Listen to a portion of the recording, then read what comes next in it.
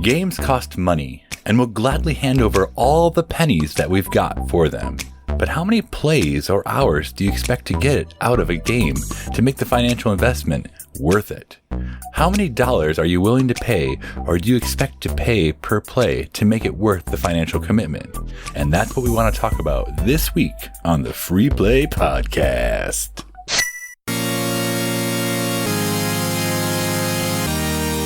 You are listening to the Free Play Podcast with Bubba Stallcup, Matt Warmbier, and Kate Katawaki, part of the Love Thy Nerd podcast network.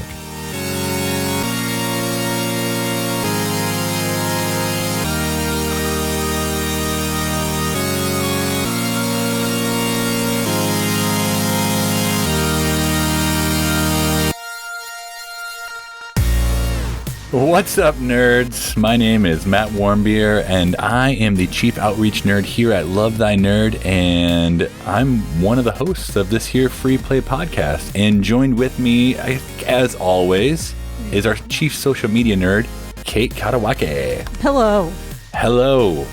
Man, we're just keep rolling week after week without Bubba Sita. I know. And I think it's fine, though. I think we're getting better. I think we each had to adjust, our styles a little bit. I'm kind of comic reliefy. You're matter of fact comic relief, and Bubba tell us stuff. I've had to do a lot less Googling and looking at Amazon. I know. while we're recording. It's sad. Normally, when Bubba talks, sometimes I just look at Amazon or just Google random facts. Right, and I usually buy something on Amazon. I really wanted to see how much that game was, and if it's a good price, I'll go ahead and grab it. But maybe it's better for us. It's better for my pocketbook. It's better for your ADD.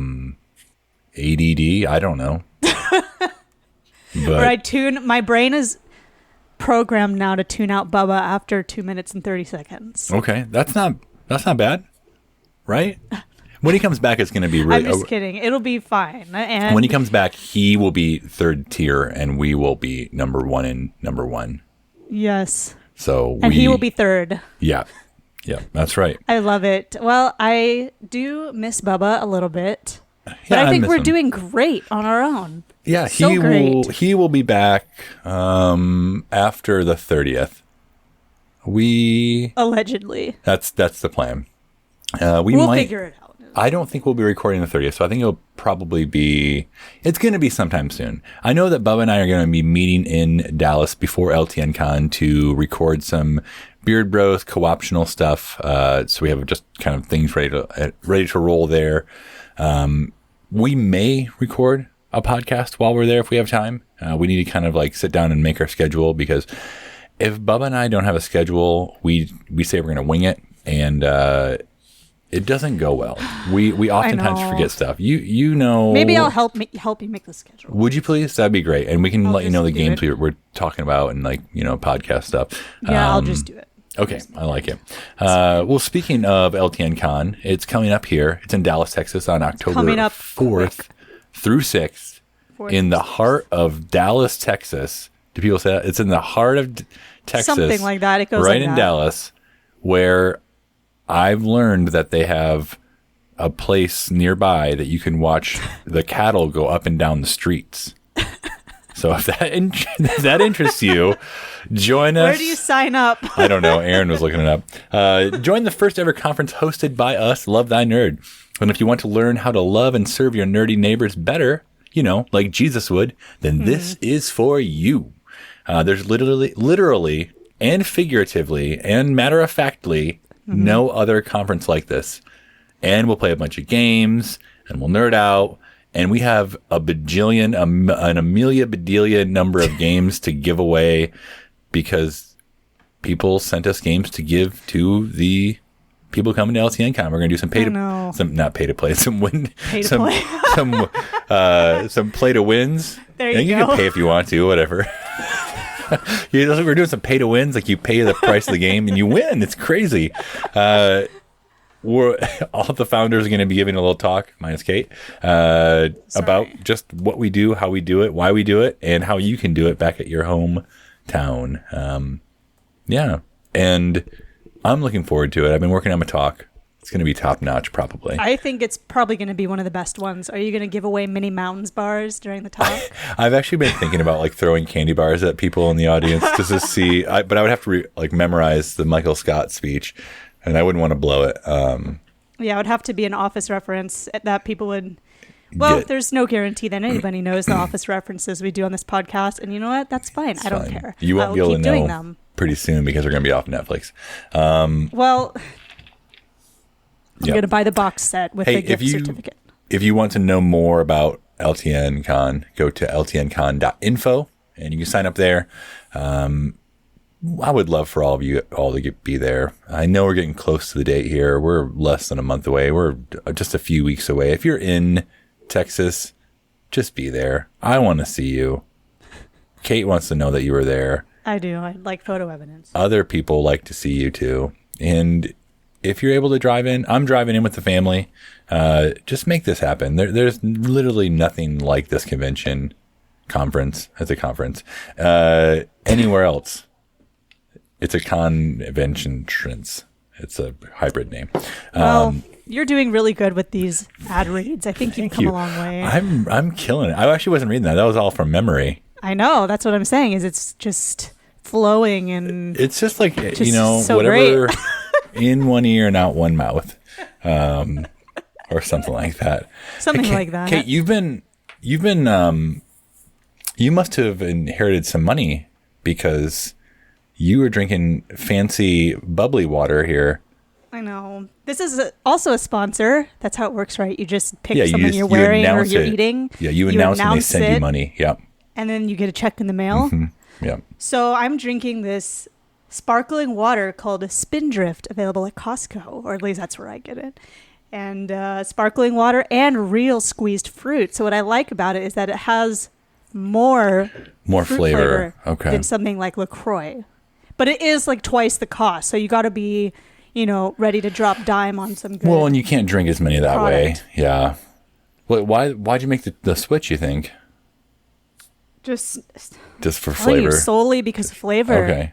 That's fine. I've only because flavor. I only had one of them, like the red can. Yeah, it's good.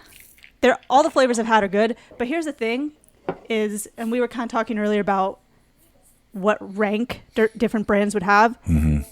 You know that like Perrier flavored brand? I would put that at the bottom, the very bottom. Like the brand Perrier? The one the sparkling water with the flavor in it. Oh, I actually like that one. I do too, but the thing is, it gets flat so fast that it's like... Well, you're drinking too slow. That's the problem. No, I made a point to drink it as fast as I could before it got flat, and it still got flat before I got to the end. Must have been shaken up. I did find... This is the Sparkling Water podcast now. I did find the other day a caffeinated sparkling water, which I was all about. It was lovely. Very delicious. What was the brand name? Please tell me. Gas station brand that you can find at your local gas station store. So you don't know for sure. I don't know. Ask Erin. She liked it. I'll send her a message. Okay, yeah, please. Well, if you know what the flavor is or the brand is, just go ahead and let us know too if Erin doesn't remember. Because that's something I'm interested in. They have the White Claw, hard sparkling water, whatever. Then they got the caffeinated. Then they got the ones with real fruit. There's just so much going on in the world of sparkling water. It's going to crash soon. It is. That's why we got to make sure that we stay on top of it. Got to try them all. Yeah. Try them all before they all go away. Speaking of all of them going away, Kate, what have you been playing this week? Real quick, did I mention the flavor I'm drinking of this Spindrift is the lemon one? Lemon, okay. I think I just said sparkling water, but this one's the lemon flavored I'm drinking. Okay, with so real lemon, everybody real get on 5% lemon. Yeah, get to Costco for our sponsor. But what I've been playing, well, I wrote it down so I wouldn't forget. I just wanted to announce to everybody, because I've been getting like tons of messages about this. Yeah. But I am at 146 days of Duolingo. That is ridiculous. Learning a lot of Spanish. Do you feel nearly fluent now? I feel a lot more fluent. Okay. What are you going to do with this knowledge? Read Instagram captions without pressing translate at the bottom. Good. That's what I'm going to be doing with it. Hopefully I could listen to a song in Spanish and tell you vaguely what it's about. Okay. Is also my goal. But now that I have 146 days, I'm like, I want to get to 200, then I want to get to 250, then I want to get to 300. I want you to just straight 365 and then take a day off. See, I don't know if I could do it. I don't know. Maybe I'm like addicted to Duolingo. I don't know, but it's a great way to wake my brain up in the morning before I try to do school stuff. How much are you? How many hours are you doing it per day? Not a lot. Sometimes I'll only literally just do 2 lessons so that I can get my streak credit. You're not in first Other place days anymore. I'll really go hard and learn a whole bunch and do as many lessons as I can. But so I do at least 2 lessons every day, and that takes 10 minutes. 5 to 10 minutes. Usually 5 minutes. It's 5 minutes. Okay. Well, I'm super proud of you, and so are all our listeners. We've been really rooting for you. A lot of us thought you were going to fail, but a lot of us also thought you were going to succeed. And just keep it up, you. You're doing good. Gracias. So we'll see how far that goes. But so hey, have some confidence here. 146. That's nothing to shake a stick at, or I know. whatever the Spanish word is for that. I haven't learned the word for stick. Okay. Oh, I don't know. Let me know when you do. I'll let you know when I get there. But I ended up beating Mass Effect Andromeda. I was like right there at the end last week. And I'm bummed. I always get sad when a good game ends, like just sucks. You know what you should do? Hold on. I'm gonna tie this to Duolingo. What is it? You should go through it next time you play it. Go through it, and can you change the language to Spanish? Probably. Because you should. I think that would really help you. I think you should play all of your games in Spanish now. Yeah, I could play through Dragon Age again in Spanish. And you don't have an idea of the story. You just listen to the words. Yeah. Yeah. You're welcome. That's 150 Pick dialogue days. options that might change the fate of my game in Spanish. You just figure it out. It's good. That's actually a really good idea. You're welcome. Write that one down, somebody. I'll write it down. But after this Mass Effect Andromeda, and I think I mentioned last week too, that I already knew which game I was going to be playing next, and it's called Greedfall, and so I've been playing that. I've had a little chunk of time in it, enough to get used to all this stuff, and it is, it's not a 10 out of 10 Kate game. Okay. But it's also not a completely 6? trash game. Yeah, I would give it a 6 out of 10 Kates. So you have 4 out of 10 real people. Got it. Well, no, it got good reviews on everything. Okay. So it's not just me, but it's a lot of it seems like BioWare game inspired. So like they're trying to go for a deep, good story. They're trying to go for characters that are complicated and all this stuff, but it falls a little flat for me. I think because of having just played a really in-depth, really good BioWare game. I know those games right there. Yeah. It's not even an open world game, but neither is like Dragon Age or Mass Effect either. But it just feels claustrophobic. This game. Do you think you should have taken a break, like gone to Captain Toad's instead? No. I'm happy to be playing something else. I just noticed stuff about it since I just came from another game that's like this is supposed to be similar to. Right. So, but beggars can't be choosers. I do have a favorite character. My character is okay. Okay. I just feel like there's some plot holes and it just falls like it's not as deep as I would want or I'm used to and stuff like this. So I'm like, why are we talking about this? I don't even know what this is. Is the game brand new? Yes. Can they fix it? No. Okay. But it's, a lot of people are really enjoying it. Chris Gwaltney's really enjoying it. He also said it was he felt the same way. Like he liked it, but it was kind of lacking in certain areas. Yeah. I mean, I'm not going to return it. I'm going to see it through. I'm going to finish it. Okay. But here's a taste of it. My favorite character is this pirate guy of the sea named Vasco. Usually you're a pirate of the sea, but yeah, go ahead, Vasco. Well, it could be a lake or a river. Okay. But you're not wrong. But it's like this, there's all these different factions that you're trying to like make happy, I guess. Or, I mean, it's gonna be impossible to make them all happy because that's just the way it's going to be. Mm-hmm. And he's from a faction called the Knots. Get it? Like nautical. Not it, yeah. At least I'm assuming that's where that inspiration for the word came from. But anyway, so this faction, they control all the stuff on the sea. So if you want to ship something, like in this case from the continent to the island where the game takes place, you have to use the knots to get the stuff there. So they control everything. Like you can't just buy a boat and take your stuff over there by yourself. Then get this is crazy. So the way they recruit for their faction is any baby who's born at sea goes to the knots. How do you make them be born at sea? Say Penny was born while you were on a boat. Penny would then be part of the knot. Well, let me faction. just say, like, why would I choose to have a baby on a boat? I don't know. Can you make people? Maybe it's an accident. Maybe you want them to be a knot, so you have the baby on the boat. I absolutely want. If I was a knot, I'd want more knots. That's for sure. But how do you convince people? Like, hey, you know what? Where the best place to have a baby is? It's on the sea in this boat. I don't know. You'd be fine. The journey from the main continent that we're leaving to the island where the game takes place is like months. So Like maybe more something than happens. 9? There's a baby. No, but Less than 9. Less than 9. It didn't give an exact number. Like 8? Like maybe they didn't know that they were pregnant and they got on the boat? Yeah, maybe. Exactly. That's exactly Okay. what I'm Hey, saying. it's all making sense now. That's good. Then Okay. the other way that you could become a knot is that, say you're from pretend you're a rich family. The Warmbeers are like a really rich Yeah, it's family. a stretch. And you made a deal with them to get your stuff sold. Okay. One of your kids would have to be a knot. So which one would you pick? Vasco sounds like a really terrible guy. He's actually not. He's super nice. But which child of yours would you pick to be a knot if you had to pick one? Our cat. Remus can go. That's for sure. He's super cute sometimes, but if you leave a water cup on the counter, he's going to knock it over. Not interested. So that's just one of the factions. Okay. It's complicated. The characters aren't as dynamic and as intriguing, but they're not terrible either. Just baby stealers. Like Clausen told me, because the last episode I was saying, oh, what's wrong with the game? Why is it $50, not $60? Clausen told me to not complain because it is a B studio game, therefore it's cheaper. So I adjusted my expectations accordingly, which basic research would have told me to do that, but Yep. whatever. Wise.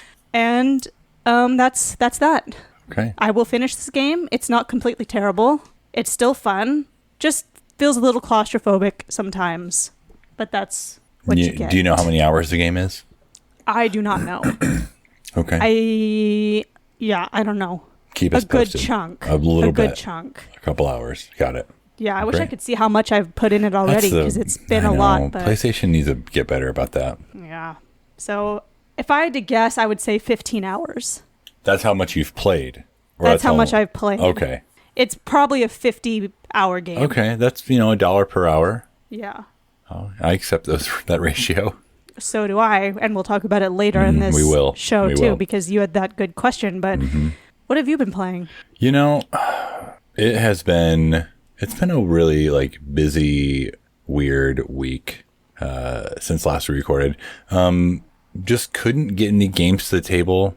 Could barely play any video games. Our van broke down on Friday, and just this, I don't know. We had to worry about that and figure it out. It's fixed now. It's back home. Thank goodness. Yeah, I wanted to get rid of it, but Oh, that's then never because mind. The van's I'm over it. It take it breaks back. too much, and I'm just kind of like, yeah, it gets us around, but I'm really tired of it. But it's fixed. It's in the driveway, I think, and we're gonna keep on keeping on. I was able to play more Super Mario World 2 Yoshi's Island, and the game is still a blast. It's so fun. Every level is just a little bit different. Like, you don't really repeat a lot of the same. I mean, there's similar things, like you're eating people and making eggs.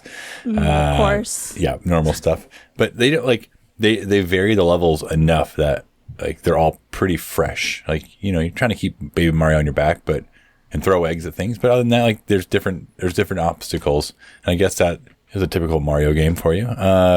I think I'm in World 3. I'm going to guess of 8 because that's usually how Mario games go, Yeah, right?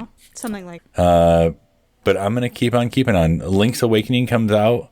Fill in the date. 4 days, Well, September 20. I wasn't Okay, gonna- erase what I said about I 4 wasn't going to days. say how many days it was, but it comes out on the 20th. It could be today. It could have been yesterday. Could have been a week ago, It could for have all been we know. whenever you're listening. That put in the date. So I'm looking forward to that. I'm ready to rock and roll on that. I'm going to try to get through Yoshi's Island before then, so that way I can not look back. But I'm ready for it.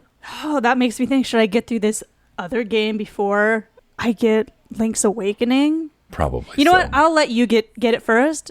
And then if there's any problems with it, you can discover it. And then you can tell me about Why it. would there be a problem with a Zelda game? I don't know. You never know. It's not linked to Electric Boogaloo. It's It's, the classic game that people love remade for the modern times. who knows? Maybe I'll be done with this game in a... I believe in you. I don't know whatever. We'll see what happens. I just really want Link's Awakening, and it looks fun. Yeah, you should. I also pre-ordered the amiibo because I don't really care about amiibos that much, but I only have Zelda ones. I figure I should probably just get this one. it's tradition. It's kind of tradition, yeah. I don't have the Ocarina of Time or the... Okay, I do have Wind Waker. I don't have the Zelda Wind Waker amiibo. Or Ocarina of Time Link. Okay, or Majora's Mask Link. I'm missing Well, several, that's okay. Just, you know. I'm just doing what I can do, all right? I have other ones. Yeah, so that's coming out soon. I don't know. I'm just really trying to play more games, and it's not happening.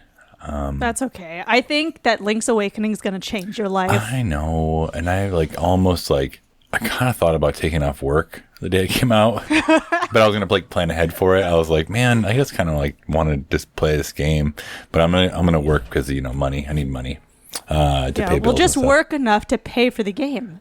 No, I used tips to get it. I used and tips. Then go home. I saved tips for a few weeks to pre-order it, and now it's pre-ordered and paid for and ready to go. So that's smart. Just need to pick it up. Yep. Yeah. And then Bubba's been playing nothing because he's not here. He's just been sitting in his room. He's been grounded. He threw a chicken sandwich at somebody. And grounded off video games. And if you'd like to see Bubba throw a real chicken sandwich at a person in person, you should join us at PAX Unplugged in Philadelphia this December the 6th through the 8th. LTN is taking a team. I'll be there leading said team. If you want to come and love and serve our nerdy neighbors at a convention, this is the place to be. Go to lovethynerd.com/outreach and make it happen. Right? Outreach. Just quick question. Yeah, Who is he going to throw the sandwich at? Is it going to be you? I don't know yet. We haven't figured that out. Last person to sign up or me gets it thrown at them. Okay. Or, I agree to those terms. That have nothing to do with me. Wonderful. Well, I would love for you all to join us there. We go to the conventions and we just try to love everybody, the convention goers, the exhibitors, the developers, the custodians, the people everywhere. So we want you to join us there and do the same. Yep. Well, that's great. So great. You know what else is great? Nerdy news. Nerdy news. That's the nerdy news notes. Perfect segue, because yes, I've been excited about this nerdy news topic because I personally think it's funny. I don't know why. Maybe it's wrong that I think it's funny, but here we go. We're just going to talk about I'm ready. it. So you may have heard of this super popular kids YouTube channel called Ryan Toys Review. Have you ever heard of it? I've only heard of it because you've heard of it. You weren't asking me? You're asking. Okay, sorry. Go ahead. No, I was asking you. Oh, yeah. I've only heard of it because of you. Okay, well, it's this 7-year-old boy named Ryan who plays with and unboxes toys. Okay. And his parents run his channel, basically. And he's been on YouTube since 2015. So he's been around since he was 3 years old. Wow. Now, this is not the nerdy news that a young child has a YouTube channel. Yeah. The nerdy news is that there's been a complaint filed with the Federal Trade Commission over his channel saying that Ryan Toys Review has been accused of tricking preschoolers into watching ads. Why? How is it tricking them? Their parents should know. Well, in the complaint, it says that Ryan's channel, quote unquote, deceptively promotes a multitude of products to millions of preschool-age children in violation of Federal Trade Commission law. You might say, what? Yeah, I was going to say, what does that mean? What's so bad about that? Well, the focus is on how, as adults, we can tell when something is sponsored, when something is paid. We can read that it says on there, this is a paid thing. But if you're 5 or under, which is the audience of his channel. Ryan's telling me to buy this thing right now, Mom. I need it. Ryan's telling you to buy it. So the complaint is that kids, which is the audience of this, are not able to tell that what's sponsored products, paid product recommendation, etc. So nearly 90% of his videos have at least one paid product recommendation for kids under the age of 5. Ryan's in trouble. I think Ryan's probably going to be okay. I bet it's his parents. You are correct. His parents and also Google, because Google had to pay a record $170 million fine to settle claims over the child privacy violations that also came from this, because they were also, in addition to doing all this stuff, gathering kids' information who were watching it somehow and using it for the paid product stuff. It was probably from their Google Home Mini that listens to them. Probably. So there's multiple levels of sketchiness to this story. But Hold on. Is Ryan still going to be a YouTube star? Is he going to be okay? I don't know. Well, what's he going to do the rest of his life now? I mean, What are his parents going to do now? I bet they were probably making bank. probably. I mean, he has 21 million Yeah, subscribers. bank. And Absolutely his videos bank. have been viewed more than 31 billion times. That's probably not enough. So, I don't know. But at the end of the day, kids just... Here's a quote that says, they, referring to kids, just don't have the intellectual capacity to distinguish when they're being pitched to and when there's a child playing with a toy because he likes that toy, which is true. Whatever. I guarantee that the toys that Ryan is now playing with are also, like, those are paid toys. Like, hey, will Ryan play with our toy? We'll pay you X money. You know, He might like it, but he's getting paid to like it, or his parents are getting paid to like it, and he's getting free toys. yeah, as a kid, it's like, here's the toy. The parents will keep the money. You just play with the toy and we'll video you. That sounds fine with me. I would do the same thing as a kid. Probably, I would too, but there's just a bunch of different levels of sketchiness. What were you doing? Were you going to yell at the kids making noise in there? I just banged on the wall one time. Oh. Don't worry. Ava's Say, just I'm going going to to sing. take away your channel if you don't. That's it. I'm going to take away all your toys. Oh, he's yelling out the curtain now. I just said, be quiet, please. Oh, be quiet, please. Well, you know what? I feel like this is okay, Ryan's done. So that means there's a vacuum for this, right? You have all these kids. Why don't you start a channel to Well, fill the void? As soon as we get our first paid advertisement, I will absolutely do that. And All speaking right. of our paid advertisement, this one comes to you from Spindrift. Spindrift sparkling water with real fruit. It's delicious. But seriously, Well, Spindrift took us up. That's basically it for nerdy news. Is that kids are being That's tough. Like, it's tough. marketed to, and they can't read, or read body I know, language, I or get know it. anything that this is an ad. If your kid gets that popular just playing with toys, like, and companies want to pay for advertisement on your channel because you have 31 billion views, or Yeah. I mean, it makes sense. I don't It does, know. but then how do you... Well, the question is basically unanswered. Like, how do you explain to a child who's watching the video, hey, this is not... Ryan's not playing with this toy because he wants to. This company's giving him money. Like, it's hard to explain that concept to a kid who's Yeah. like... Well, what I does it mean, say? Under the age of 5, it said. I haven't seen any of his videos. Does it cut away to the ad, or like the ad is him playing with the toy? I don't know. Okay, you but haven't it watched that says videos. paid product. Nearly 90% of the videos have at least one paid product recommendation. Yeah, maybe you need to So- be like, hey, this is Ryan. I'm a kid, and I don't know anything about this one, but maybe you should check it out. You might like it. I don't know. I don't even know. It starts to get so complicated because as like grown-ups, we can read when there's that little thing that pops up in the corner that says paid promotion. You're like, oh, okay. Yeah. I knew that already, but thanks. Thanks for the info. Well, Ryan, his parents, I hope it all goes well for you. Ryan, Yeah. don't stop playing with toys, man. Yeah. And Google, I hope, man, $170 million That's chump fine. I hope change. you're able to make it up Chump change. somehow. They've It's already made it up. Just you guys might be in the hole. They'll be fine. I think it'll be all right. They'll be just fine. Yep. Anyways, that's it for nerdy news. Beep, beep, beep, beep, beep, beep, beep, beep, beep, beep. Probably wasn't the same noise, but it's okay. I think it works. That's okay. So that brings It up sounded our main topic here for the show. Yeah. Aaron and I were discussing video games and tabletop games, and just like what amount of money versus hours played is a good ratio. So the question is, how many plays or hours do you expect to get from a game to make the financial investment, quote unquote, worth it? And I know worth it's different for everybody. How many dollars are you willing to pay, or do you expect to pay per play to make it worth the financial commitment? So this is board games, this is video games, this is, Yeah, and it's like two different things for each also. Like it really is. it's so different. So, and you posted this question in the community, and Yes. a bunch of people answered, and I pulled some of their answers, including an answer from a young lad named Bubba Stallcup, Okay. Yeah, you want to, and put it in here because some people brought up some really good and interesting points about this. And I think about this topic a lot when I buy games. Like, that's why I was so upset about Captain Toad's Treasure Tracker. that's where I went with that. You paid 60 for that game, right? A $50 or $60 game. I might have paid $45. Okay, $45 for a 20 to 25 hour game, right? It was so much less than that. I said it was 3 hours. It was not 3 hours. It was But probably I don't know. So say 10 hours, but I know it was less than that. okay. So it was like $4.50 an hour, and that's not good. That's not good. I guess in video game terms, that's not great. Because if you think In of video game terms, it's not great. if you think of a $60, we'll just say Spider-Man. Mm-hmm. Spider-Man, you probably put in at least $1 an hour in that game. Oh, for you bought it cheaper, but even if you bought it for 60, Yeah, I bought it cheaper, but full price.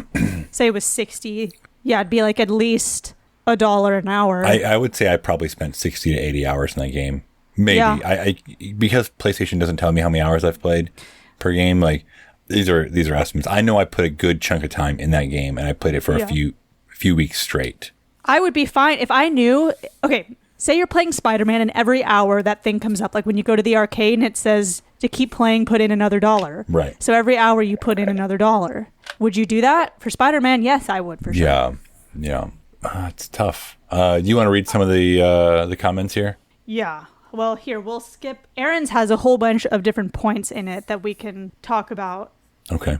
But Madeline Turnipseed wrote a good comment that kind of like digs into some video game stuff. She said, I think with video games, it depends on what genre you're playing. Narrative heavy indies that are my bread and butter are usually shorter games and are more expensive per hour, $5 to $10 per hour, versus AAA experiences that are much closer to $1 or less an hour.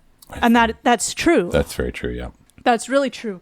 But that's also why indie games are like $20 max usually. Right. So Depending on the game. Depending on the game. So sometimes you could have a walking sim that costs $20 that takes you 2 hours to finish. That'd be $10 an hour. Or I think these are hard things to think about, really. 5, 10, 15, 20. $20 for a 4-hour game would be $5 an hour. But it's like, when have you played a game that you felt wasn't worth the money or was overpriced? Because mine was Captain Toad's Treasure Tracker. Yeah, and I feel like there's several games I've bought recently that I probably paid too much money for, and I'm gonna like break some hearts here and make people angry. I thought BioShock was overpriced, and I shouldn't have bought it. I don't think I got my money out of it. I even bought it on sale. Which one? The first one or Infinite? Yeah, the first one. Okay. I got Odyssey, not Mario, but Assassin's Creed, and I bought that at a discount. But did you get Odyssey or Origins? You always can mix them up. The one that I got. Was it in Egypt? Yes. Okay, Origins. Okay, that's what I meant. I was thinking about Mario Odyssey. And I bought it on sale, but I didn't. I just re-downloaded it. I'm going to try it again. Now I've had a little bit of a break. Okay. But I think Link's Awakening will probably mess with that. It's tough to think about. Like, if you go into a game going to buy it, like, all right, how much am I going to pay per hour to play this game? Instead of like, I'm going to spend $50 on this game. I'm going to play it. Like, going into it with the thought like, okay, I'm going to buy this game for $50 and I might play for 4 hours. Is that really worth it? Yeah, well, it's because I do tend to think about that with games. Like, I'm like, oh, with Dragon Age, I've played it 4 times. It's 60 hours each. What's 60 times 4? You're going to be okay. 240. And I bought it for $20. Like, that's pretty good. You're probably okay, yeah. I'm just fine. But then there's games, that I've bought that I've tried to play that I've returned, or like when I returned The Witcher the first time, which was embarrassing, by the way. I don't want to talk about it anymore. I want to talk about it later. It's a really good game. Okay. Just I was like, it's not worth the money. But now it is. But now it is, because I had a better attitude when I played it. But it's just that feeling of feeling like you got ripped off, even though you didn't get ripped off. You just didn't like the game, or didn't like how long the game was, right. Long or short the game was. Then it wasn't worth it. Yeah. Let's read some of Aaron's comments here, and we can kind of talk more about it. She says, often the $20 to $30 games get brought out more often in our house because they're easier to set up and a quicker game time. So not only are they cheaper up front, they're cheaper per play. And okay, so that's tabletop. That's tabletop specific. Right? And I can agree with that, just because they're smaller. We usually play our games at night where we're both tired. And the ones we play together, like, we want those kind of easy, quick, don't have to think too much games. we'll play them more. As compared to what she says, the $60 to $100 games, they only get brought out a handful of times, sometimes. But when they do, they last longer, and the experience is more intense or profound. So we definitely pay more per play. So it's like a $10 to $15 per play for the big game. That's more of an investment for sure. Where we could play a $30 game, 10 to 20 times, and that's like very minimal investment. And if you have to add in like how many people are you playing with too. That also, and then there's the Chris Gwaltneys who will play like Twilight Imperium over and over and over and over and over again, and have all those hours in that game. And that's not a 20 to 30 game, right? $30 game. Yeah, well, I'm assuming. I think he's probably got his monies out of Twilight Imperium. I think it retails, I think it's usually going between like 100 to 120 for 4th edition. So that is, and like Scythe too, Drew Dixon. Right, that was an $80 game when it came out. It's tough. Like, I don't think that all of these expensive games are worth the price. At least maybe they're worth it to somebody. I read in other comment, I posted this on Board Game Spotlight as well, at Scythe. They bought it, like the idea of it, but they don't play it. But they still think it's worth the price just to have it. So like, I don't know. Like, what do you do there? Like collecting it? That's a whole nother question. Because that starts a whole other thing. Yeah, that's a whole other question. So we're like, a lot of the games that you and I play and Bubba plays, like, we play because one, we hope to enjoy them, but two, like, we also want to stay current on what's going on in the industry. So it's tough. Like, you're buying these games to like be able to talk about these games, but you might not enjoy these games. I don't know. Yeah, I would say I'm looking at my my little tabletop collection. The game that I probably have played the most out of all these games is probably Suro, and I paid $0 for that because Anna got it for me. We play Suro a lot in this house. It's fun. Like, I think that's like... And you can play up to 8 people. Yeah, you can. That's crazy. And it's not insanely expensive. It's fun. It's easy to set up. It's like exactly what Aaron said. Easier to set up and a quicker gameplay. Yep. 1 and done. Or like 3 and done. And you can... In the course of like, you can play 3 times. In the course, you might need to set up another whole giant $100 game. Yeah. But then the more expensive games have the value of you're going to sit down with this group of people for a long time and spend time hanging out and playing the game. So then it's like, is the benefit of the price playing the actual game, or the combination of playing the game with a group of people for a set amount of time? Yeah. And there were a lot of people who tried to compare it to like the price of a movie ticket. And that's kind of what I mentioned to Aaron. Like, we'll just say $10. That's a low movie ticket price right there. Yeah. For the most part. Like, we'll just say $10 for a movie ticket. And that's 3 hours of entertainment, 3-ish hours of entertainment. Mm-hmm. Versus a, $60 game. Would you get that many hours out of it? Like, would you get 18 hours out of it? Maybe. I don't know. Depends on the game, I guess. Yeah, because say for me, let's see, what's one of the last movies I saw that I really liked? Thor Ragnarok. Wow, that's a callback right there. It was a good movie, though. Couple hours long. Paid X amount. I don't remember how much I paid for my ticket and my drink and my snacks. Mm-hmm. And I've seen it twice. Once in the theater and once at home. So is that experience worth more than Captain Toad Treasure Tracker? Probably the same price. You tell me. Was it?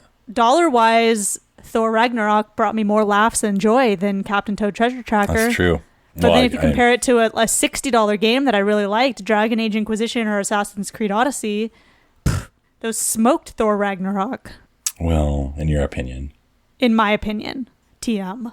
Yeah. I'm trying to think of like expensive tabletop games. I mean, we mentioned Scythe.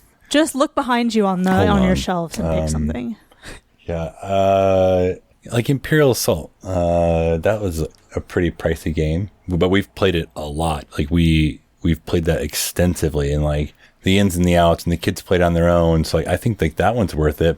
But I look at games like Charterstone. I bought Charterstone, and that I think I had like 45 maybe, and I've played 2 scenarios, and it's just been sitting there on the shelf. Like we just haven't gotten it back out. It's like that's a really expensive game just sitting there, like 2 plays, $45. Like, Yeah, and I think that kind of probably like I was just collecting it. It sounded good. I like the idea of it, but like just didn't play more of it. And that happens with video games too. I think a lot of us I think that's why we have like a backlog of video games. We have a backlog of our shelf of shame with tabletop games. I'm looking at like 3 on my shelf over to my right that I haven't been able to play yet. Yeah, it's tough. Like it's money just thrown away. But you might. It is, and it also like you said earlier, depends on people's like opinion, their definition of fun, their like Madeline plays short games and likes those better than longer games, or no, I don't think she she said they're her bread and butter, so she plays them more often. And just depending on the person and like, but I think this guy James Green with his comment really like nailed the whole thing. But he wrote, I don't really have a specific scale. I just want to feel satisfied with my purchase when I'm done with the game. If a game is shorter but amazing the whole way through, I value that way more than a game that takes forever to beat but is full of fluff just to pad out the length. Yeah. And I felt that same, like I've played shorter games like Captain Toad, like not Captain Toad, but other games that same shorter length. And I don't mind that I paid whatever amount of dollars for it. Right. It's tough. So it's how about everyone, you do you, and you have your own scale, or you don't, but it really just boils down to if you enjoyed your time. Like, what's your time worth? Did you enjoy your time on this $20 game? Did you enjoy your time on a $100 game? I mean, only you can say, and I guess you and your friends or whoever you're playing with or not playing with. Like, I look at Gloomhaven, you can play that game 100 times. Or more if you really just wanted to start making your own scenarios up. And the game was $120, $140, depending on when you got it. But like that really boils it down. Like that's almost $1 a play. And the experience, like you're playing for hours too. Like you play 3 to 4 hours per mission. That's so crazy.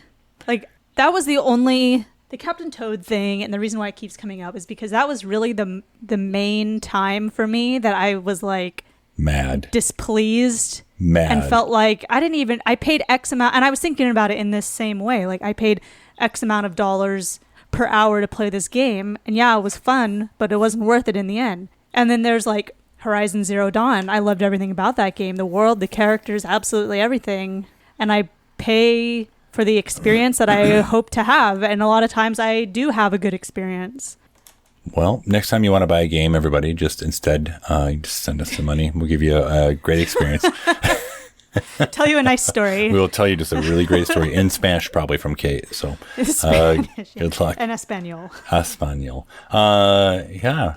Well, let us know what you all think. We would love to keep this conversation going in the comments of wherever you read this, because we don't have the answer, and it's going to vary per person, per game, per experience.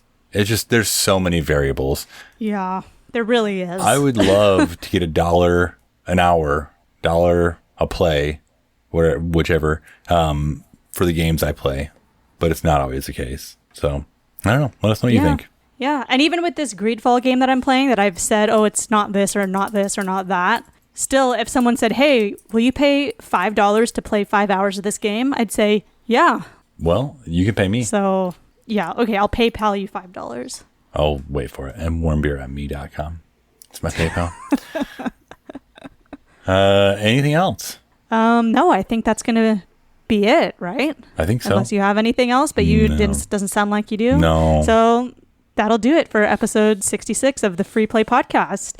Be sure to check us out on iTunes, Spotify, Stitcher, Google Play, YouTube, US and Canada, radio.com, and anywhere else podcasts are found.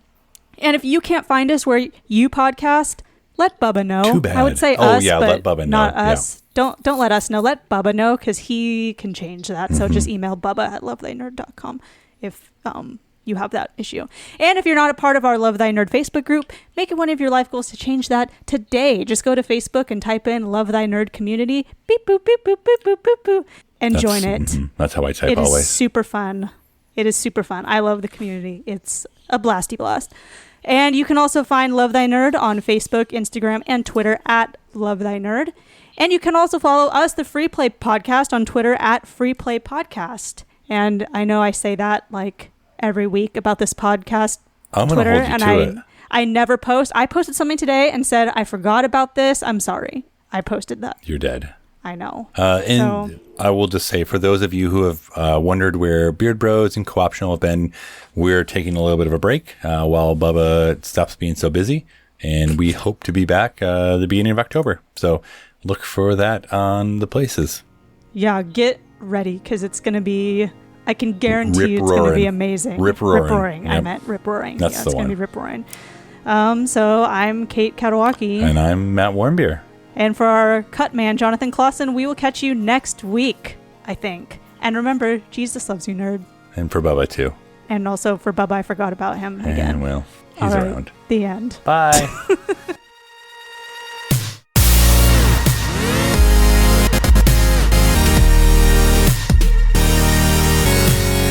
You have been listening to the Free Play Podcast with Bubba Stallcup, Matt Warmbier, and Kate Katawaki, part of the Love Thy Nerd Podcast Network. Be sure to rate and review the show and share on all the social media.